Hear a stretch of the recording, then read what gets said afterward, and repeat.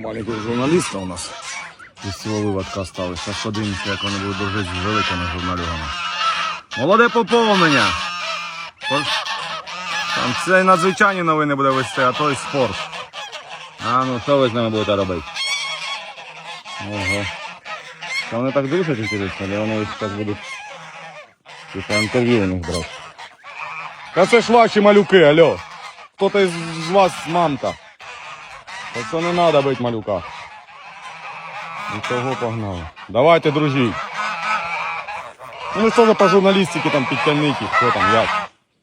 Ну от окупайтесь вместе. А то що вони два журналіста з депутатами живуть, це не порядок. Ви повинні бути вместе. Все нормально вийде, все. Подружаться. Так, отлично. Трошки ганяють.